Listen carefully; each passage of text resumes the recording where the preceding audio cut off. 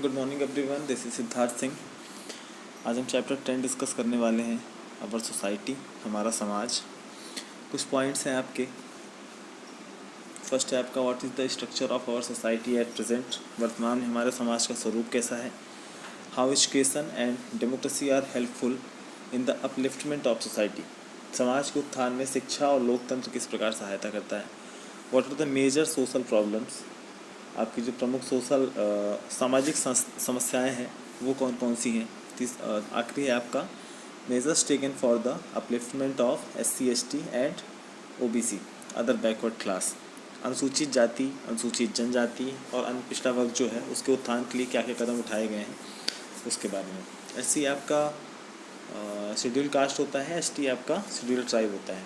अनुसूचित जाति SC और ST आपका अनुसूचित जनजाति। OBC आपका अदर बैकवर्ड क्लास, पिछड़ा वर्ग। पहला है आपका आवर सोसाइटी। आप लोग रीड करेंगे और उसके बाद हम इसको समझाएंगे। और रीड करते तो आता होगा ना सभी से।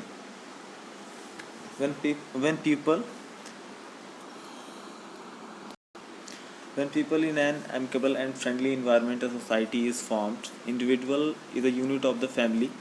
The family is a necessity and society is an organization. The virtue of a man being social is due to mutual dependence. Man is a social animal and cannot fulfill his needs and interests without society. The society is an organization and it has a structure. It has its own culture and education. The value of society also change according to the needs and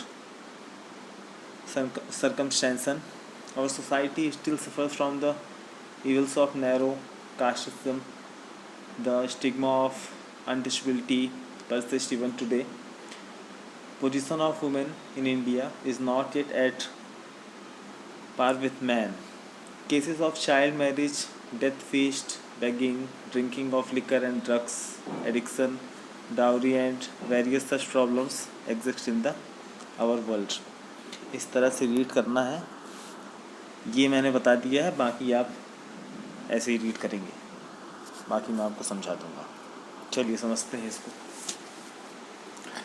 व्यक्तियों के आपसी संबंधों से समाज बनता है।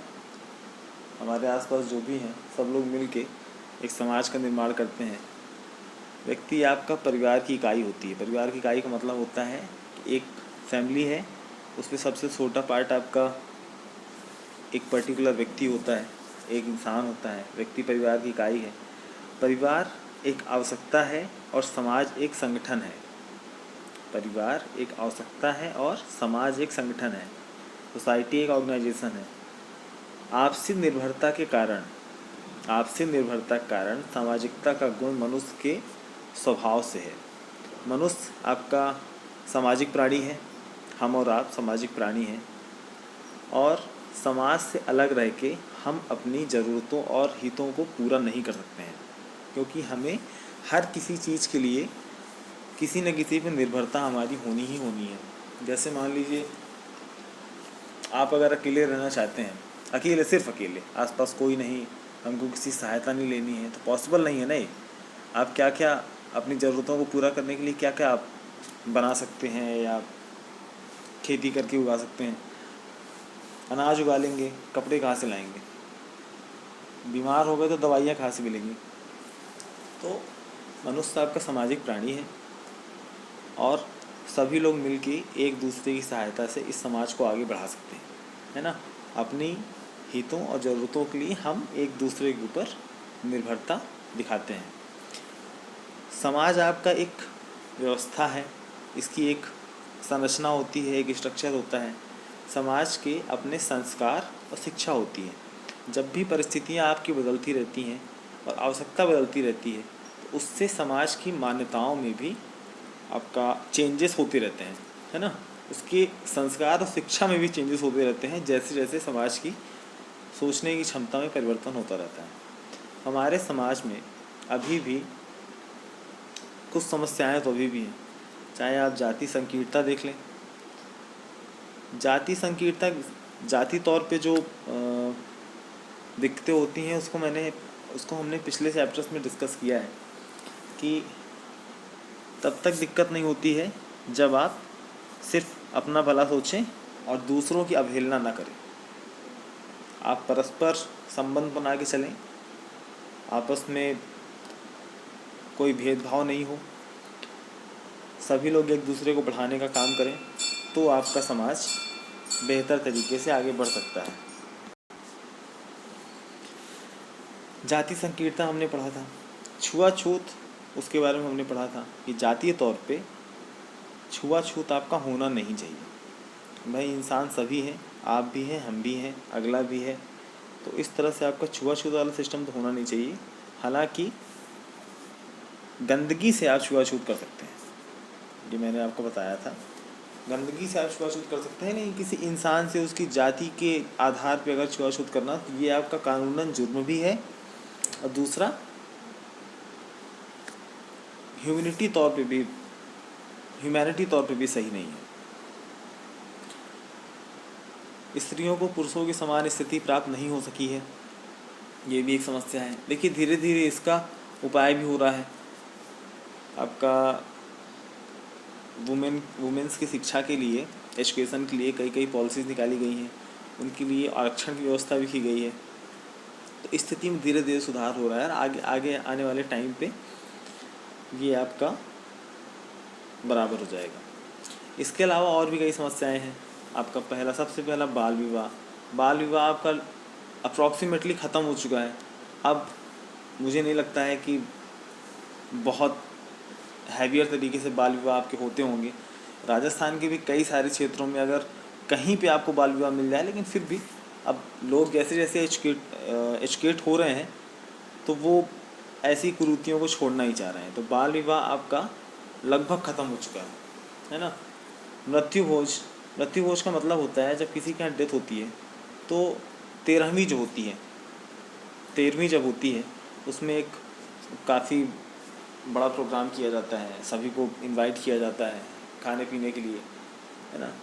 तो देखिए हालांकि ये ज़रूरत तो नहीं है इस चीज़ की, होना तो नहीं चाहिए, लेकिन सामाजिक मान्यता है। अब लोग जैसे जैसे इस चीज़ को समझेंगे, जैसे जैसे अवेयर होंगे इस चीज़ के लिए, तो हो सकता है आने वाले टाइम पे ये भी आपका ख़त्म हो जाए। फिर आता है आपका भिक्षावृत्ति, बेगिंग, भीख मांगना। अब देखिए भीख मांगने, एक तो मान लीजिए कि आप एबल नहीं हैं, खुद से कमा पाने के लिए आपके पास उतनी क्षमता नहीं है, तो आप भीख मांग रहे हैं, या आप शारीरिक तौर पे अपंग हैं, है ना, हैंडीकैप्ड हैं, तो आप भीख मांग रहे हैं, तो वो कहीं ना कहीं उसको आप कह सकते हैं कि हाँ सही है, चलिए आपके पास अब शरीर में दिक्कतें हैं, आपकी हैंडीकैप्ड हैं, आप फिजिकल चैलेंजेस हैं आपके पास, तो आप नहीं कमा सकते हैं, तो वो भिक्षावृत्ति आपके हिसाब से ही रहती है। लेकिन कई लोग आप ऐसे देखते हो, कई बाबा हैं, है ना, कई बाबा हैं, कई साधु हैं, वो भीख मांगना स्टार्ट कर देते हैं। अब जो एक्चुअल में है वो तो ठीक है, लेकिन कुछ फर्जी भी होते हैं ना, तो भिक्षावृत्ति आपकी होनी नहीं चाहिए। तो इसमें भी आपका एजुकेशन का बहुत बड़ा रोल होता है कि अगर आप सही तरीके से पढ़े हैं और आप अलाल नहीं हैं, आलसी नहीं हैं, तो स्वाभाविक सी बात है आप कहीं ना कहीं नौकरी तो कर ही लेंगे। नौकरी नहीं करेंगे तो कहीं ना कहीं आप कोई बिजनेस खोल के आप अपना काम चला सकते हैं। तो इसके लिए भी अवेयर होना ज़रूरी है, और भिक्षा न देना भी एक अच्छा तरीका हो सकता है कि हम न दें, उसको हम प्रवोक ना करें, हम रुपए दे के उसको प्रवोक ना करें। तो इस तरह से भिक्षावृत्ति आपको छुड़ाई जा सकती है। ड्रग्स का एडिक्शन, शराब पीना, नशीले पदार्थों का सेवन करना, ये हमारे समस्या की एक्चुअल सबसे बड़ी प्रॉब्लम है। अगर हम एक्चुअल सबसे बड़ी प्रॉब्लम इसी को मानते हैं, क्योंकि छोटी सी छोटी उम्र में, आपकी सोसाइटी में शायद ऐसा नहीं होता हो, हमारी सोसाइटी में शायद ऐसा नहीं होता हो, लेकिन जो झुग्गी झोपड़ी में रहने वाले लोग हैं उनमें आपको ऐसे लोग ज़रूर मिल जाएंगे। 12-12 साल के लड़के शराब पीते हैं, 10-10 साल के लड़के, आपका एक आपका वो आता है, उसको कपड़े में डाल के सूंघा जाता है, उसका नाम मुझे याद नहीं आ रहा, उसका सेवन करते हैं। अगर ड्रग्स मिल गए तो उसका यूज़ करते हैं।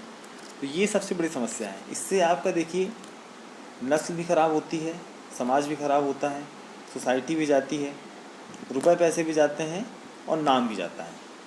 तो इससे या तो खुद नहीं करें, चाहे वो छोटा नशा हो चाहे बड़ा नशा हो, खुद नहीं करें, और आपके आसपास अगर कोई कर रहा है तो उसे भी समझाने की कोशिश करें कि ये चीज़ आपके सेहत के लिए भी अच्छी नहीं है और समाज के लिए भी अच्छी नहीं है। क्योंकि एक दूसरे को देख के लोग करने लगते हैं कि वो कर रहा है तो मैं भी कर सकता हूँ, इसी तरह से ये चीज़ें फैलती जाती हैं। एक आपका दहेज हो गया। दहेज आपका समस्या तो ये, जैसे मान लीजिए अब कोई दहेज का देखिए दो तरीके होते हैं। एक आपका होता है मजबूरी में, दूसरा होता है अपनी शान दिखाने के लिए। अक्सर मैंने ये चीज़ देखी है, जब महिलाएं ही दहेज मांगती हैं, मैंने कईयों को देखा है जब महिलाएं ही दहेज मांगती हैं, लड़के की माँ ही दहेज मांगना शुरू कर देती है, तो आप कहाँ तक इसको बुराई कहेंगे और कहाँ तक इसको समाज से हटाने की प्रक्रिया में आगे लाएंगे। मैंने कई जगह पे ये देखा है कि किसी की शादी लगी है और उसके बाद लड़की की माँ, लड़के के पक्ष के जो लेडीज़ रहती हैं वो ही दहेज की मांग करती हैं कि हमको इतना चाहिए, ये सारी चीज़ें चाहिए, अगर मिल रहा है तो ठीक है, नहीं मिल रहा है तो शादी कैंसिल हो जाएगी। तो दहेज आपकी समस्या तो है। एक आपकी शान दिखाने वाली बात होती है कि हम अपनी लड़की को इतना दहेज दे रहे हैं तो समाज में एक अलग रुतबा बनेगा कि फलाने ने इतना सारा चीज़ दिया था। लेकिन जो गरीब व्यक्ति होता है, कई लोग तो अपना खेत बेच के शादी करते हैं अपनी लड़की की। कईयों को मैंने देखा है वो खेत बेच के शादी करते हैं या फिर बहुत ज़्यादा लोन उठा के शादी करते हैं और ज़िंदगी भर लोन भरते रहते हैं। लोन भरते भरते उनकी मृत्यु हो जाती है। दहेज प्रथा का होना सही नहीं है और इसको किसी तरह से भी जस्टिफाई नहीं किया जा सकता है ना। चलिए आगे बढ़ते हैं एजुकेशन एंड डेमोक्रेसी पे। अब इसको आप लोग रीड करिएगा, इसको हम समझाएंगे। शिक्षा और लोकतंत्र, एजुकेशन एंड डेमोक्रेसी। शिक्षा का जो अर्थ होता है वो समाज की आवश्यकताओं के अनुसार व्यक्ति का निर्माण और उसको संस्कारित करना होता है ना। व्यक्ति का पढ़ा था में चौमुखी विकास करना, हर तरीके से विकास करना हो, चाहे सामाजिक हो चाहे वो मानसिक हो, किसी भी तरह का विकास हो, व्यक्ति का विकास होना चाहिए, है ना। और उसे संस्कारित करना होता है। एक अच्छी शिक्षा द्वारा व्यक्तियों में जागृति लाकर समाज को उन्नत बनाया जा सकता है। व्यक्ति को जागृत बना के, जागृत चाहे आपका राजनीतिक तौर पे हो, सामाजिक तौर से हो या किसी भी तरीके से आपकी जागृति हो, उससे आपको, जब इंसान हर तरीके से चीज़ें जानता समझता होगा तो वो अपने समाज को आगे बढ़ाने में, पहले अपने आप को बढ़ाने में, फिर अपने समाज को आगे बढ़ाने में वो काम करना स्टार्ट करता है। तो इससे हमारा समाज आपका उन्नति की तरफ बढ़ता है। प्राचीन भारत में समाज आपका उन्नत और समृद्ध था। हम अक्सर पढ़ते हैं इस चीज़ को कि पूरी दुनिया से लोग आते थे भारत में शिक्षा लेने के लिए। तो भारत आपका शिक्षा का केंद्र हुआ करता था पहले के टाइम पे, क्योंकि आपको हर क्षेत्र में गुरुकुल्स मिल जाते थे, हर क्षेत्र में आपको एक बड़ी यूनिवर्सिटी मिल जाती थी और वहाँ आपकी काफ़ी अच्छे स्कॉलर्स वहाँ पढ़ते भी थे और पढ़ाते भी थे, है ना। जितने भी आपके बाहर से जो यात्री आते थे पहले के टाइम पे, वो सभी इन कॉलेज और यूनिवर्सिटीज़ में पढ़ते थे। पढ़ने के बाद यहाँ से वो पूरा नॉलेज लेके अपने क्षेत्र में जाते थे, फिर वहाँ पे इसका बंटवारा मतलब स्प्रेड करते थे। किंतु सैकड़ों सालों से हम जो विदेशी थे, फॉरेनर्स थे, उन्होंने इस देश पे कब्जा करके रखा था। इसके कारण देश और समाज में काफ़ी क्षति पहुंची। ब्रिटिश शासनकाल में भारतीयों को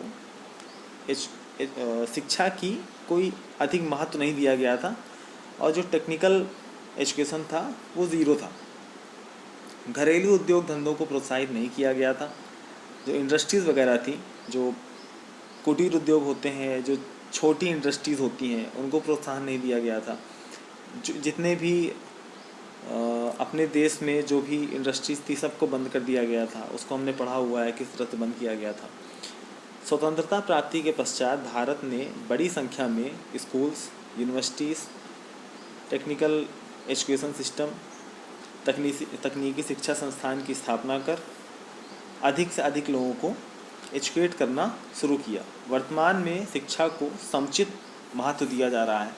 अच्छा खासा इसके लिए पैकेज अनाउंस किया जाता है गवर्नमेंट की तरफ से और उससे अप्लाई किया जाता है और ये हम देख भी रहे हैं। अभी आपका एजुकेशन सिस्टम एकदम से चेंज होने वाला है 2021 से, मे बी वो इम्प्लीमेंट होगा लगभग सारे स्कूल सिस्टम्स में। अगर आप स्कूल में अभी हैं तो हो सकता है आपको उस सिस्टम में पढ़ने को मिल जाए। ब्रैकेट में एक चीज़ लिखी हुई है, primary education in December 2002, 86th amendment has been included in the fundamental rights in the Constitution of India. A provision has been made for free and mandatory education for children between 6 to 14 years. प्रारंभिक शिक्षा को संविधान में दिसंबर 2002 में 86वां संशोधन मूल अधिकारों में शामिल कर दिया गया था। इससे आपका 6 से 14 वर्ष तक के सभी बच्चों के लिए निःशुल्क शिक्षा आपकी अनिवार्य कर दी गई थी। मतलब आपका मैंडेटरी है, गवर्नमेंट आपका 6 से लेकर 6 to 14 ईयर्स तक के जो भी बच्चे हैं उनको शिक्षित करना ही करना है, चाहे वो कैसे भी करें। उसके लिए मैंने आपको बताया था कि वो मिड डे मील वाला जो सिस्टम था वो गवर्नमेंट ने अप्लाई किया था कि बच्चे अगर पढ़ने के उद्देश्य से नहीं आ रहे हैं तो खाने के उद्देश्य से ही आ जाए, और खाने के उद्देश्य से अगर आएंगे तो उनको हम पढ़ा ही लेंगे। चलिए, वर्तमान में तकनीकी और व्यावसायिक शिक्षा का भी उचित प्रबंध किया गया है। टेक्निकल एंड प्रोफेशनल एजुकेशन की उचित व्यवस्था की गई है। लोकतंत्र एक शासन प्रणाली है ना, democracy is the system of governance. लोकतंत्र एक शासन प्रणाली है, इससे किसी भी देश की शासन व्यवस्था का संचालन किया जा सकता है। एक लोकतंत्र होता है, एक आपका तानाशाही वाला सिस्टम होता है। लोकतंत्र के भी कई प्रकार होते हैं, उसको हम फिर कभी डिस्कस करेंगे। लोकतंत्र की सफलता अलग अलग कार्य क्षेत्रों में, अलग अलग सेक्टर्स में नागरिकों की सहभागिता पर निर्भर है। लोग अगर आपस में मिलजुल के अगर सही काम करते हैं तो इससे लोकतंत्र आपका सक्सेसफुल होता है। यही सहभागिता तभी प्रभावकारी हो सकती है जब नागरिक उचित और अनुचित में भेद करने में समर्थ हो। लोकतंत्र आपका तभी सक्सेस होगा जब जो लोग हैं, हम और आप हैं, सही और गलत में अंतर अगर जानते होंगे तब। अधिकारों के साथ कर्तव्यों की जानकारी ही नहीं, उनका पालन करने में भी तत्परता हो। नागरिकों को राष्ट्रीय और अंतर्राष्ट्रीय महत्व की समस्याओं का समझ हो। हमने पढ़ा था कि डेमोक्रेसी आपकी कैसे सक्सेस होती है, तो उसमें जो नागरिक होते हैं उनको सारी जानकारी होनी चाहिए, चाहे वो राजनीतिक तौर पे हो, चाहे वो इंटरनेशनल पॉलिटिक्स हो, सारी चीज़ें उनको पता होनी चाहिए। अगर बहुत ज़्यादा ना सही लेकिन बेसिक्स आपको पता होनी चाहिए कि फंडामेंटल राइट्स कौन से हैं, या आपका इलेक्शन कैसे होता है, ये सारी चीज़ें है ना। आपका इंटरनेशनल मार्केट में क्या हो रहा है, वहाँ का सिस्टम कैसा है, या हमारे रिलेशंस आपके बाकी देशों के साथ कैसे हैं, तो ये सारी चीज़ें पता होनी चाहिए। और यही आपका शिक्षा से भी इसका निदान हो सकता है। शिक्षा से व्यक्ति जागरूक व उत्तम नागरिक बनते हैं। उत्तम नागरिक लोकतांत्रिक सरकार के संचालन में सहज सहयोग देते हैं। केवल शिक्षित एवं सजग नागरिक ही लोकतंत्र के विकास में सहायक हो सकते हैं। हमारे देश में 15 वर्ष से ज़्यादा एज के व्यक्तियों में एक बड़ी संख्या में निरक्षर हैं, मतलब अनएजुकेटेड हैं, पढ़े लिखे नहीं हैं। इनके लिए जन साक्षरता कार्यक्रम आपके चलाए जाते हैं। इस कार्यक्रम का लक्ष्य केवल पढ़ना लिखना या सिखाना भर नहीं है, बल्कि कार्यक्रम आपका साक्षरता प्राप्त करना है। आपका फर्स्ट पॉइंट है आपका आत्मनिर्भरता, self reliance, reading, writing and in maths. पढ़ाई लिखाई और गणित में आपकी आत्मनिर्भरता होनी चाहिए। सेकंड है आपका to know one's own weakness, अपने अभाव के कारणों को जानना। थर्ड है आपका to make efforts to remove the weakness, अभाव के कारणों को दूर करने का प्रयास करना। आखिरी है आपका to know the importance of national unity, integrity, environment, conservation and of all family. राष्ट्रीय एकता, अखंडता, पर्यावरण संरक्षण और छोटे परिवारों के महत्व के बारे में जानना। ओके। Major social problems. हमारे देश के विकास में कुछ सामाजिक समस्याएं बाधक होती हैं। इनमें से जो प्रमुख है उसका है आपका सांप्रदायिकता। ओके। सांप्रदायिकता है, भाषावाद है, जातिवाद है, पृथकतावाद है। इसके विषय में आपने राष्ट्रीय एकीकरण नामक अध्याय में पढ़ा भी होगा। जो आपका नेशनल इंटीग्रेशन था उस पर हमने ये सारी चीज़ें पढ़ी भी थी। शिक्षा का अभाव, परिवार में महिलाओं की स्थिति और नशीले पदार्थों का सेवन, बाल श्रम, इन समस्याओं के विषय में आप इस पॉइंट्स में पढ़ेंगे। तो पहला है आपका इलिटरेसी, शिक्षा का अभाव।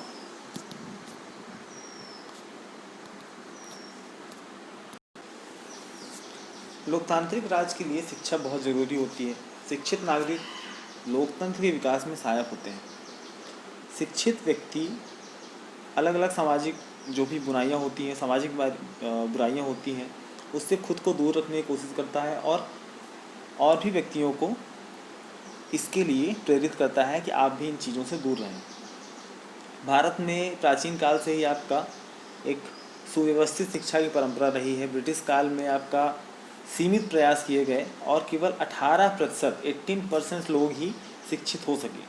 स्वतंत्रता प्राप्ति के बाद इस दिशा में काफ़ी प्रयास किए गए हैं, लेकिन वर्तमान में भी लगभग 74% लोग ही अभी तक शिक्षित हो पाए हैं।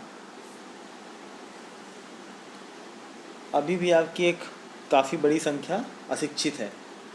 शिक्षित व्यक्ति न केवल सामाजिक बुराइयों से बच सकता है, बल्कि वह अपने अर्जित ज्ञान से विज्ञान और तकनीकी का प्रयोग करके उत्पादन क्षमता में वृद्धि कर सकता है। इस तरह अपने श्रम का समुचित मूल्य प्राप्त करने, अपनी आय में वृद्धि कर सकता है और शिक्षा प्राप्त करता है। मध्य प्रदेश का आपका एक चार्ट दिया हुआ है, एजुकेशन सिस्टम से रिलेटेड है कि कितने % लोग आपके शिक्षित थे और कितने लोग अभी शिक्षित हैं। देखिए, हर 10 साल में जो आपकी जनगणना काउंटिंग होती है ना, जनगणना काउंटिंग समझ लीजिए, या उसी टाइम पे आपका जो शिक्षित लोग होते हैं उनकी भी काउंटिंग की जाती है हर 10 साल में। तो आपका 2001 में आपका हुआ था, फिर 10 साल बाद 2011 हुआ था, और अब आपका अगले साल होगा 2021 में। 2021 में आपका स्टार्ट होगा, तो इसके रिज़ल्ट आपके आने स्टार्ट होंगे 2023 या 24 तक, या 2025 तक आपके पूरे रिज़ल्ट आपके आ जाएंगे। तो इसमें देखिए 2001 की आपकी 2001 की आपकी जनगणना है ना, 2011 की है, और बीच में आपका दोनों का अंतर दिया हुआ है। फर्स्ट है आपका वुमेन का है, फिर मेन का है, फिर टोटल है।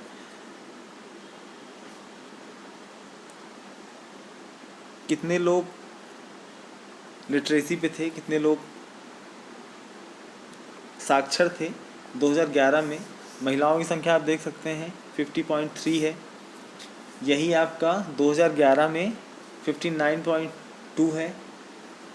कितने % आपके बढ़े हैं इन 10 सालों में, वो आपका 8.9%, 8.9% आपका इंक्रीमेंट हुआ है 2001 से 2011 के बीच में।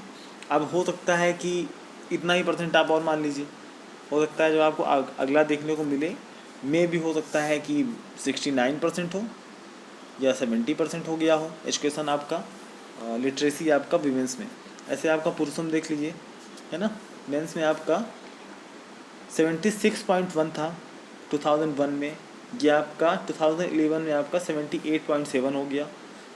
तो बीच का जो अंतर है कि 10 सालों में कितना इंक्रीमेंट हुआ, वो है आपका 2.6, जो कि ज़्यादा नहीं है, कम ही है। टोटल आपका 2001 में 63.7 था टोटल लिटरेसी आपकी, 2011 में 69.3 था मध्य प्रदेश का, और ये अब जो होगा में भी हो सकता है 75 तक हम पहुंच जाएं। ठीक है।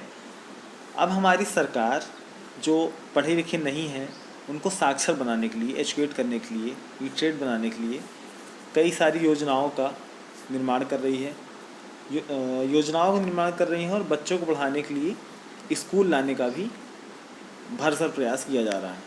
मध्य प्रदेश में पढ़ना बढ़ना संघ गांव में बनाए गए हैं। हम जानते हैं कि शिक्षित नागरिक ही लोकतंत्र और देश के विकास में सहायता दे सकता है, इसलिए हमें इस देश में अज्ञानता और अशिक्षा को समाप्त करना है।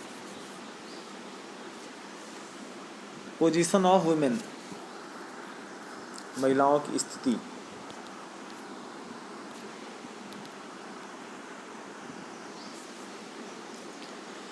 हमारे प्राचीन ग्रंथों में और धर्मशास्त्रों में नारी को, स्त्रियों को, वुमेन्स को एक समुचित स्थान दिया गया है। कालांतर में महिलाओं के साथ आपका व्यवहार आपका सही नहीं होने लगा, व्यवहार आपका गलत होने लगा। महिलाओं के क्रियाकलाप पर घर गृहस्थी तक सीमित हो गया। इनके द्वारा घर में भोजन पकाना, बच्चों की देखभाल करना, खेत में काम करना, फ्यूल्स आपके ईंधन आपका एकत्रित करना जैसे कार्य किए जाने लगे। लेकिन ये कठिन कार्य हैं, किंतु महिलाओं को परिवार में बराबर का स्थान नहीं मिला। परिवार और समाज में किए जाने वाले महत्वपूर्ण निर्णय में महिलाओं की भागीदारी लगभग शून्य हो गई। गांव और कस्बों में अभी भी ये दशा देखने को मिल सकती है।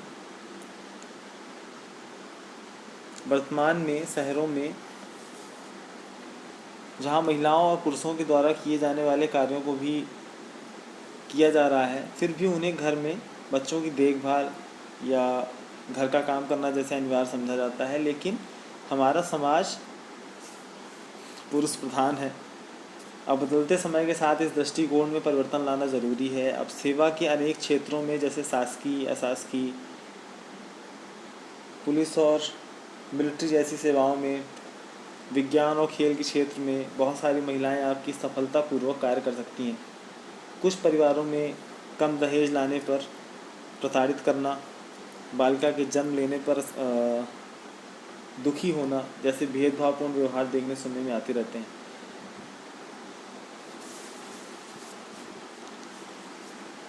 पहले के टाइम पे आपका अगर राजा होते थे तो रानियां भी होती थी। जैसे किसी राज्य में तो अगर उनके पुत्र नहीं है तो किसी लड़की को वहाँ की महारानी घोषित किया जाता था। वहाँ पे कई बार आप पुराने ग्रंथ पढ़ेंगे तो उसके आपको ऐसा उदाहरण मिल जाएगा कि वहाँ पे कई सभा ऐसी होती थी जहाँ पे आपका मंत्री के तौर पे, महामंत्री के तौर पे वुमेन्स को अपॉइंट किया जाता था और उन पे शक नहीं किया जाता था कि आप जीत पाएंगी या नहीं जीत पाएंगी, अगले के विरुद्ध हमको इस लड़ाई में हम जीत सकते हैं कि नहीं जीत सकते हैं। जैसे आपका अशोक के टाइम पे जब मौर्य वंश था, बिफोर क्राइस्ट था, हाँ बिफोर क्राइस्ट था, उस टाइम पे अशोक की जो राइवलरी थी, एक डायनेस्टी थी, उसमें एक लड़की थी जो वहाँ की महारानी थी और उसने अशोक के साथ मिलकर युद्ध किया था। उसका मुझे नाम नहीं याद आ रहा है। कवारती करके एक लड़की थी, वो अपने राज्य की महारानी थी। तो देखिए ये सारी चीज़ें थी। धीरे धीरे देखिए समाज में परिवर्तन होता रहता है। आज स्थिति क्या थी, कल स्थिति क्या थी, आज स्थिति आपकी क्या है। जैसे पहले के टाइम में देख लीजिए कि पहले पूरा समाज मिलता था, आपका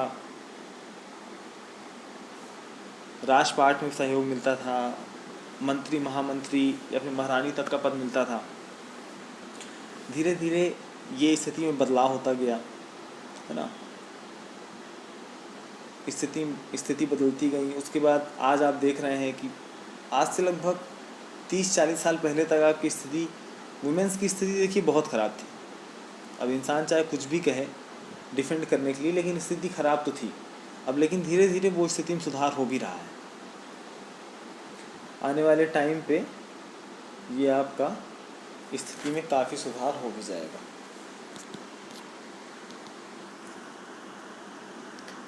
drinking of liquor and drug addiction.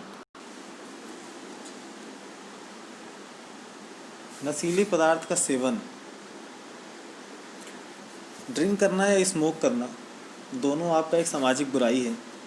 Bharat जैसे डेवलपिंग कंट्री के लिए ये आदतें, इस तरह का बिहेवियर, इन सारी चीज़ों को यूज़ करना एक फैमिली के लिए बहुत गलत हो जाता है। उसकी पूरी फैमिली ख़त्म हो जाती है इन सारी चीज़ों को लेके। जो नशे के आदी लोग होते हैं वो घर में नशा करके आते हैं, बच्चों और महिलाओं पर अत्याचार होता है, मारना पीटना आप आसपास देख भी सकते हैं। हर कहीं से छुपा हुआ नहीं है, हर किसी को इन सारी चीज़ों के बारे में जानकारी होती है। इससे आपका घर की जो मान मर्यादा होती है उसका भी जाना तय है, शांति भंग हो जाती है, आर्थिक तौर पे घर कमज़ोर हो जाता है, क्योंकि पूरा पैसा तो नशे पे लगाए दे रहा है ना।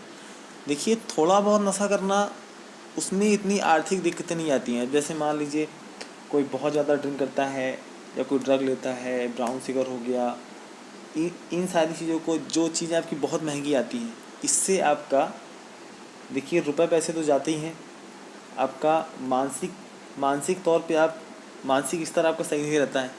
अब आप नशा करके आते हैं, घर में आपके झगड़ा होता है, समाज में आपकी इज्जत चली जाती है, तो ये एक सामाजिक पतन भी है और पारिवारिक तौर पे तो है ही है।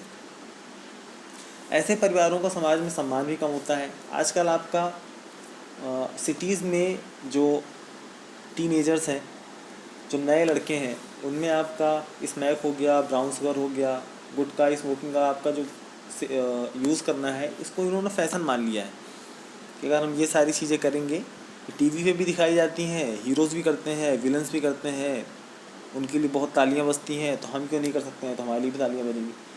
तो ऐसा लोग सोचते तो ज़रूर हैं, लेकिन इनका आपका साइड इफ़ेक्ट्स आपके बहुत ज़्यादा होते हैं। बहुत से प्रकार के पान मसाले हो गए, गुटखा हो गया, ये आपका शहर हो चाहे गांव हो, इसका आपका यूज़ आपका बढ़ा ही है। ऐसे जो भी चीज़ें होती हैं उनका आपका हमारे स्वास्थ्य पे आपका बुरा असर पड़ता है। अगर आप शराब पिएंगे तो लीवर चला जाएगा, आप सिगरेट पी रहे हैं तो आपका लंग्स आपके जाने तय हैं, है ना। तो इसी तरह अब आप ड्रग ले रहे हैं तो अब पूरे बॉडी की स्किन ख़राब हो जाती है, आपका टेस्ट चला जाता है, स्मेल चली जाती है, किडनी लीवर में भी दिक्कतें होती हैं। देखिए, शारीरिक तौर पे भी नुकसान है, आर्थिक रूप पे भी नुकसान है और सामाजिक रूप में भी नुकसान है। तो इससे जितनी दूरी बना के रखी जा सके उतनी रखनी चाहिए। और आप लोग के लिए खास करके है, क्योंकि जैसे जैसे आप लोग की एज बढ़ेगी, ये सारी चीज़ें में अट्रैक्ट होना आपका ज़्यादा स्वाभाविक है। तो इसके बारे में अभी जानकारी रखें और इससे दूर रहें और साथियों को भी दूर रखें, है ना।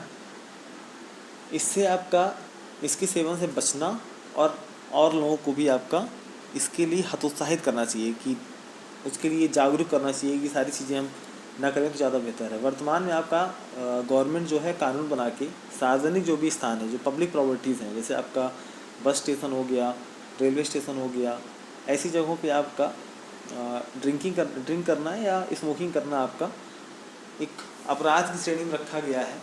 लेकिन इससे आपका कोई ख़ास फ़र्क पड़ता नहीं है, न लोग इस चीज़ को मानते हैं। सामने बोर्ड लगा होता है नो स्मोकिंग जोन का, लेकिन वहाँ भी लोग खड़े होकर सिगरेट पी लेते हैं, है ना।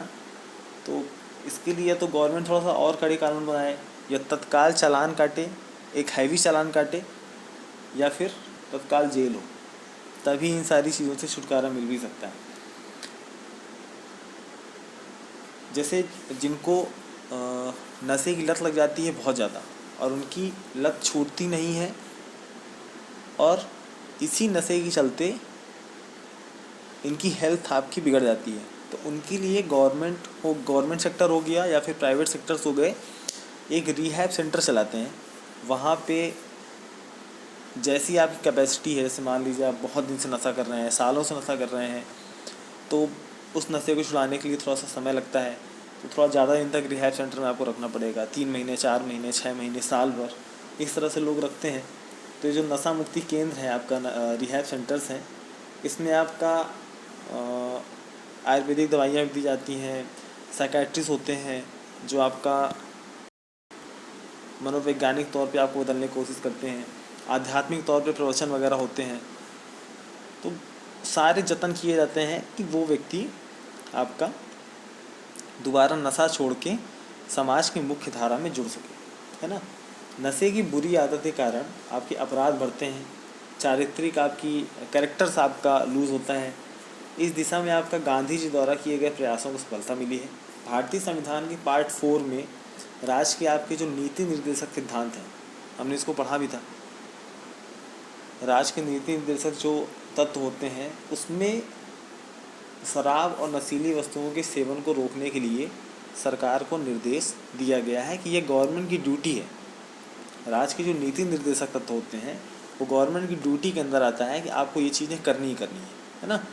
आपको पानी पहुंचाना है, आपको रोज़गार का सिस्टम करना है, आपको 6 से 14 वर्ष के बच्चों को निःशुल्क पढ़ाना है। तो ये सारी चीज़ें आपका राज्य के नीति निर्देशक तत्व में आता है, पार्ट 4 पे। अब आते हैं अपन चाइल्ड लेबर पे।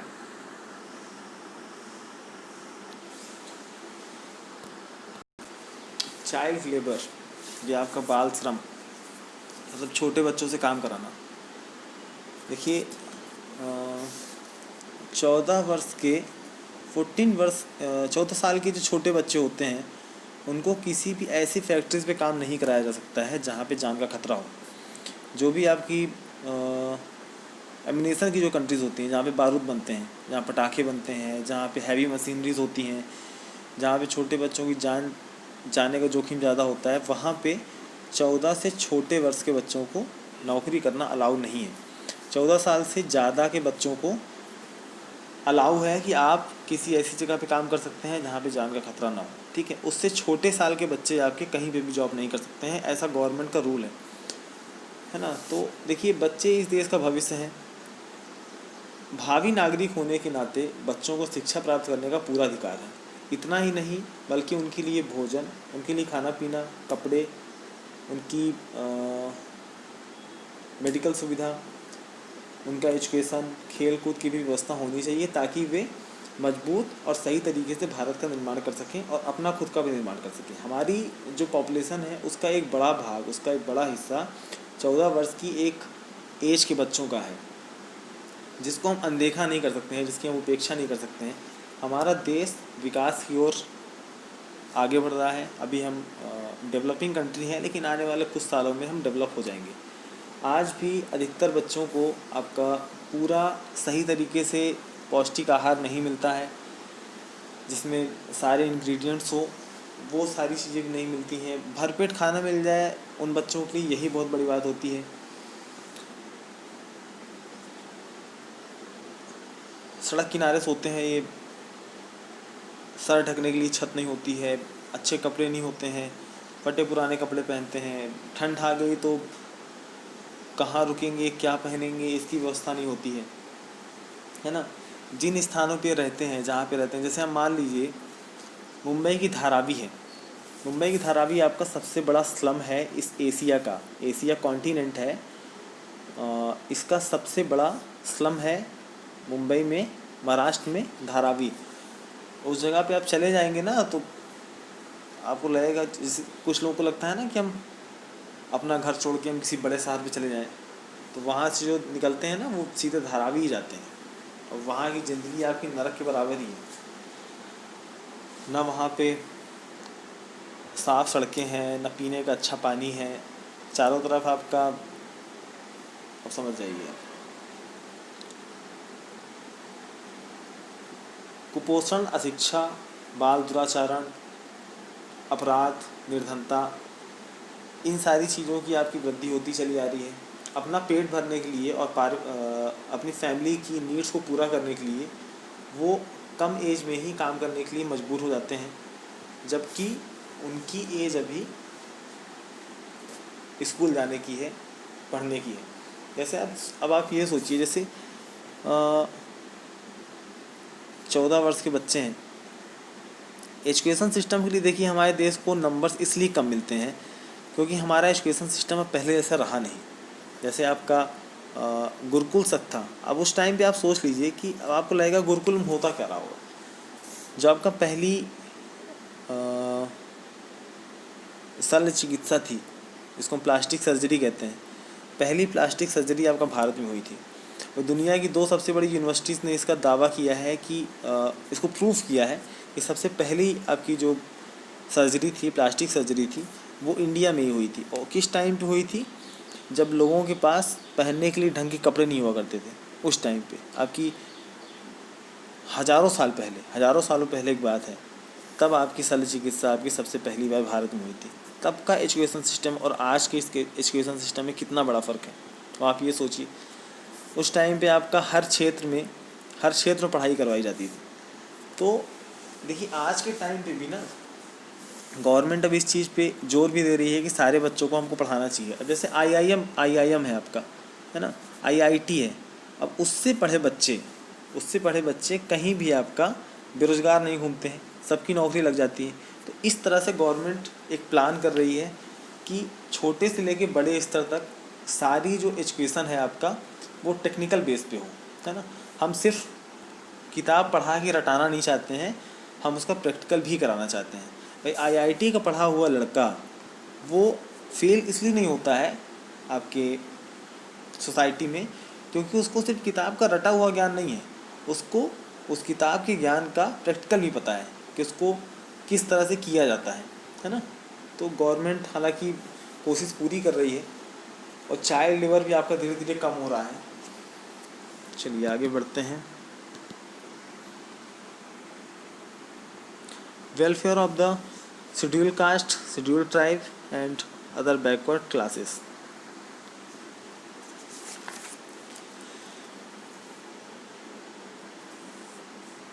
एक लोकतांत्रिक देश में सभी नागरिकों को समान अधिकार दिए जाते हैं। हमारे देश में कुछ जातियां सामाजिक और शैक्षणिक रूप से पिछड़ी हुई हैं और आर्थिक रूप से कमज़ोर हैं। भारतीय संविधान में इनके विकास के लिए तथा शेष समाज को समान स्तर पर लाने के लिए बहुत सारी व्यवस्थाएं की गई हैं और इन्हें अलग से विशेषाधिकार भी दिए गए हैं। ठीक है, जैसे देखो, जो लोग पिछड़े थे, जैसे आपका शेड्यूल ट्राइब हो गए, शेड्यूल कास्ट हो गए, इनके लिए आपका गवर्नमेंट आपका अलग से आरक्षण सिस्टम निकालती है कि अगर मान लीजिए कोई 1000 सीट है किसी कॉलेज की, अगर 1000 सीट है तो उसमें से मान लीजिए कि 50% आपका रिज़र्व रहती हैं और 50% आपका ओपन रहती हैं। तो 50% रिज़र्व सीट में भी आपका कोटा होता है। मुझे बहुत अच्छे से याद तो नहीं आ रहा है कैसे डिवाइडेड है कोटा आपका, लेकिन फिर भी ओबीसी वालों का 15% मिलता है। इसी तरह आपका 23% आपका 23% आपका शेड्यूल कास्ट को मिलता है, 27% आपका शेड्यूल ट्राइब को मिलता है। इस तरह से आपका कोटा बटा हुआ है ना। जिनकी जैसी संख्या होती है उस हिसाब से उनका कोटा आपका निर्धारित होता है। ओके, जो लोग पीछे रह गए, अब जैसे मान लीजिए समाज है, अब उसमें ST SC वाले पीछे हैं, तो उनके लिए गवर्नमेंट ये कर रही है कि वो भी समाज के स्तर में आ जाएं, सभी लोग के बराबर आ जाएं और मुख्य धारा में वो लोग भी अपना जीवन यापन कर सकें। उन्हें किसी प्रकार की हीन भावना ना हो समाज में आने के लिए, तो गवर्नमेंट उसके लिए उन्हें बढ़ाने के लिए ये सारी चीज़ें करती हैं। ब्रैकेट में आपका दिया हुआ है संविधान का जो आपका 46 आर्टिकल है, 46वां अनुच्छेद है, आर्टिकल का अनुच्छेद भी कहते हैं। राज्य जनता के निर्बल अंगों की विशेषता, अनुसूचित जातियों और अनुसूचित जनजातियों की शिक्षा और आर्थिक संबंधी हितों की रक्षा सावधानी से करेगा और सामाजिक अन्याय तथा सभी प्रकार के शोषण से उनकी रक्षा करेगा। इनको ये भी अधिकार दिया गया है कि इनके जो भी फंडामेंटल राइट्स हैं उनका हनन कोई नहीं करेगा। अब आपके धीरे धीरे कानून आपके कड़े भी हो रहे हैं। जैसे जाति सूचक शब्दों को लेके था कि जो भी ST SC थे, आप उनको उनकी जाति सूचक शब्दों पे उनको आप बुला नहीं सकते हैं, है ना। जाति सूचक शब्द आपको पता होंगे, तो वो सारी चीज़ें मैं बताना नहीं चाहता हूँ, लेकिन आपको पता होंगे। तो उन सारी शब्दों से आप उनको बुला नहीं सकते। अगर आप ऐसी गलती अगर करते हैं तो देखिए 2 कानून है उसके लिए। 2014-15 की बात है, 16 की बात है कि मोदी सरकार की बात है, उसने इस कानून को और कड़ा कर दिया है कि अगर आप जाति सूचक शब्द से या ST SC को गलत तरीके से प्रताड़ित करते हैं, मारते कूटते हैं या फिर उनके अधिकारों का हनन करने की कोशिश करते हैं, तो अब आपको सीधे 6 महीने की जेल है।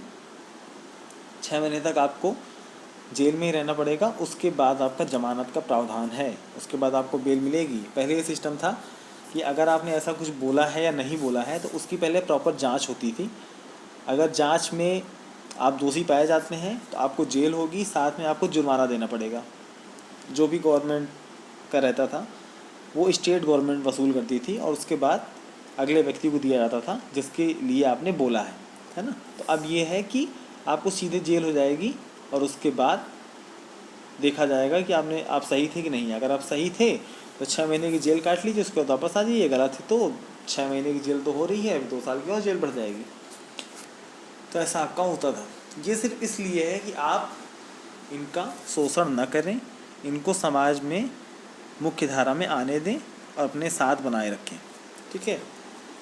स्वतंत्रता के पूर्व समाज में ये जातियाँ आपकी उपेक्षित और शोषित और निर्धन रहीं।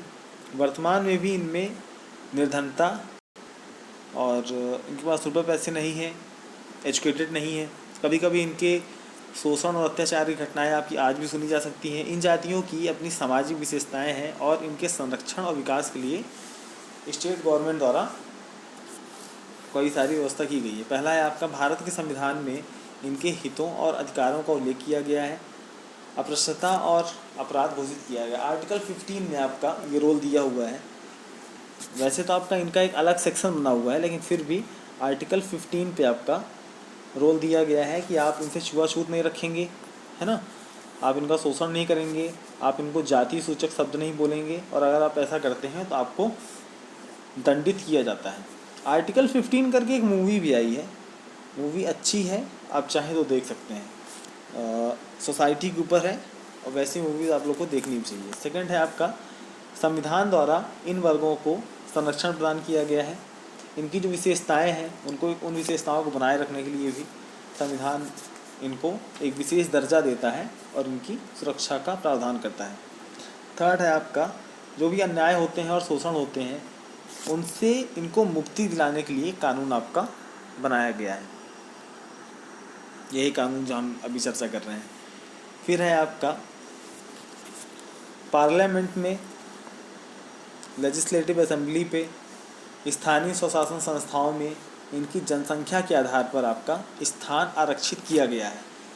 इनकी जैसे देखिए, चाहे लोकसभा हो, राज्यसभा हो, विधानसभा हो, किसी भी राज्य की विधानसभा हो, वहाँ पे इनकी प्रतिनिधि को बनाने के लिए इनका ये लोग भी समाज के लोक कल्याण में जुड़ सकें, उसके लिए इनकी सीटें आरक्षित की गई हैं। आप उचहरा में ही देख लीजिए, अगर पार्षदी का क्षेत्र अगर लगता होगा, वहाँ पे अगर पार्षद अगर होते होंगे या फिर सरपंच वगैरह होते होंगे, तो किसी न किसी जगह पे सीट आपकी जनरल नहीं होगी, कहीं पे आपकी ओबीसी होगी, कहीं जनरल होगी, कहीं पे आपका SC ST की सीट होगी। तो ये सीट्स आपकी रिज़र्व कर दी जाती हैं कि इनके समाज के लोगों को भी आगे आने का मौका मिले और समाज कल्याण में ये भी भाग ले सकें। ओके। फिर है आपका, इन्हीं के कल्याण के लिए आपका अलग अलग मंत्रालय, विभाग, पुलिस और न्यायालय में आपका प्रकोष्ठ बनाए जाते हैं। यहाँ भी इनकी सीटें आपकी आरक्षित होती हैं। जैसे आपका मान लीजिए पुलिस की वैकेंसी निकलती है, अगर 1000 पुलिस की वैकेंसी है तो उसमें से आप ये मान चलिए कि 49% आपकी जो सीटें होती हैं वो आपकी पहले से रिज़र्व होती हैं, और बाकी जो आपकी 50% या 51% सीट होती हैं उसमें आपकी जनरल वुमेंस और जनरल मेंस आपके फॉर्म भर सकते हैं। 49% आपकी सीटें पहले से रिजर्व होती हैं, सिर्फ इसीलिए कि इनके समाज को भी आगे बढ़ने का मौका मिले। ये आपका गवर्नमेंट ऐसा करती है। शिक्षा के क्षेत्र में भी सेम चीज़ है। शिक्षा प्राप्त करने के लिए अब आपका रिजर्वेशन है और कंपनसेशन वगैरह है, छात्रवृत्ति की व्यवस्था की गई है, स्कॉलरशिप की व्यवस्था की जाती है। जैसे मान लीजिए कि आप जनरल हैं, कहीं ना कहीं देखिए भेदभाव वाला सिस्टम भी है, कहीं ना कहीं आपका ये सही भी है। सबसे ज़्यादा दिक्कत आपके शिक्षा क्षेत्र में ही आती है। जैसे मान लीजिए कोई एग्ज़ाम होता है, ठीक है, अगर स्कूल्स की बात करें तो RT के तहत आपके कई सारे बच्चे पढ़ते हैं, राइट टू एजुकेशन के तहत कई सारे बच्चे पढ़ते हैं। ये भी आपका ST SC वाले होते हैं, लेकिन कई लोग ऐसे होते हैं जो जनरल कास्ट के होते हैं लेकिन फिर भी किसी तरह से जुगाड़ लगा के आरटी का कार्ड आपका बनवा ही लेते हैं।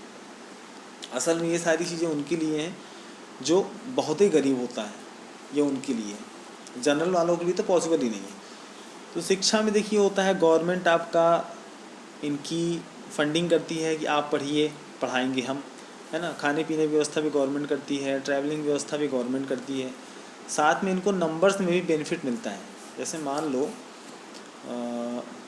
जो रिजर्वेशन वाला सिस्टम है, वैकेंसीज़ के, गवर्नमेंट वैकेंसीज़ पे ही अगर देख लिया जाए तो अगर मुझे अच्छे से याद है कि मैंने 2017 में पुलिस का एग्ज़ाम दिया था, मैं 152 मार्क्स मैं पाया था आउट ऑफ 200 में, तो उसमें मेरा सिलेक्शन नहीं हुआ था।